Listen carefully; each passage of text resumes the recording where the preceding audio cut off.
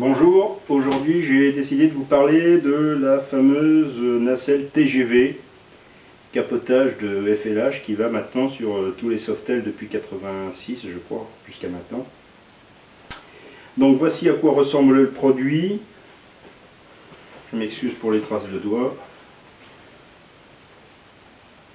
Voilà, ça c'est la version chrome. Il est livré avec sa visserie complète, chrome également. On a les supports câbles, les passes-câbles extérieurs, où on ne pas où ils se mettent. On a le coude de feu. On a le rattrapage de cercle pour le feu. Le seul truc que vous n'avez pas dans ce kit, c'est le verre. Vous reprenez votre verre d'origine, vous chopez un verre un peu intéressant. Voilà. Pour le monter, il vous faudra un tournevis cruciforme. Moi, c'est ce que j'ai pris. Et une petite clé comme ça, BTR américaine. Là, pour la démo, pour le mettre en place, c'est 10 minutes, un quart d'heure. Parce que c'est un produit qui se présente sous une forme très intéressante. Il est placé voilà, en deux parties en fait. Deux parties sphériques, identiques, qui viennent se reprendre sur la fourche. On a les passes-câbles ici, qui ont été prévus, parfait. Et puis quoi juste une précision, ici logiquement certains modèles ont, je me souviens de tête, doivent avoir le kit passing qui est pris là. Là vous ne l'avez pas sur ces modèles là, nulle part d'ailleurs.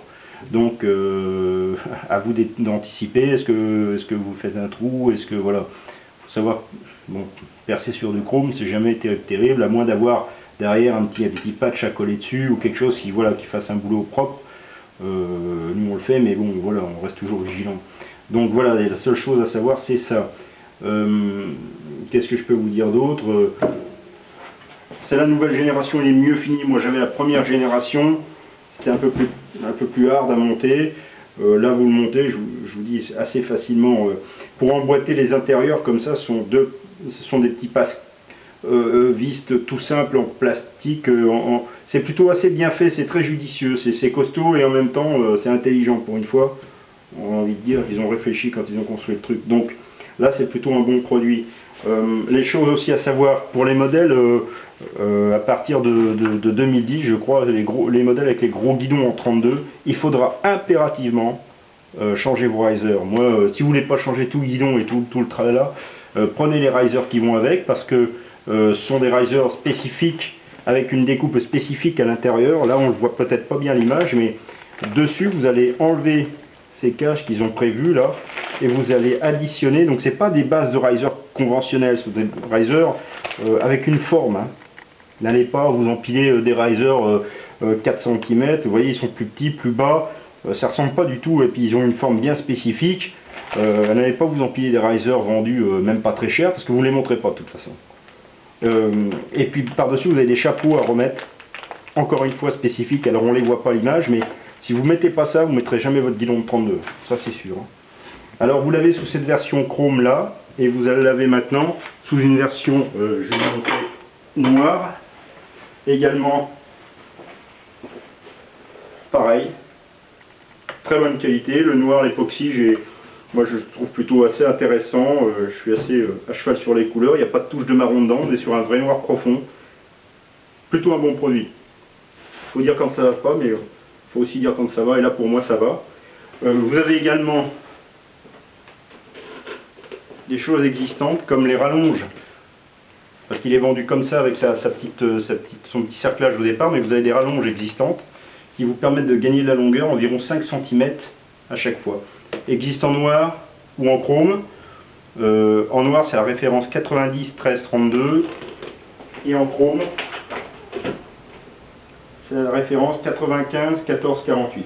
Voilà. Ça, ce sont deux choses intéressantes. Vous retrouverez de toute façon sur le lien boutique les références des produits nécessaires si vous avez besoin.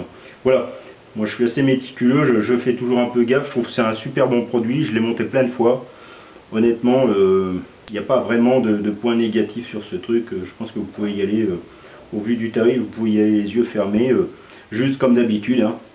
N'oubliez pas quand vous achetez de l'adaptable, toujours vérifier vos filets au départ. Donc Pas de panique quand ça mord au départ et puis qu'après ça devient dur. N'oubliez pas que vous avez les dixièmes de chromage, il ne se casse pas la tête, il chrome tout. Donc quand il chrome les vis, les filets, tout.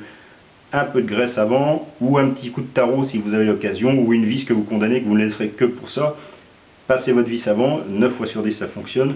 N'allez pas vous mettre une vis en biais ou nous téléphoner en disant que c'est un scandale, parce que nous malheureusement on ne fabrique pas, mais bon, en règle générale on vérifie tous nos filetages avant d'envoyer les pièces, donc on fait gaffe quand même. Voilà. Vous pouvez sans difficulté récupérer ce produit si vous en avez besoin, c'est un très bon produit rapport qualité-prix.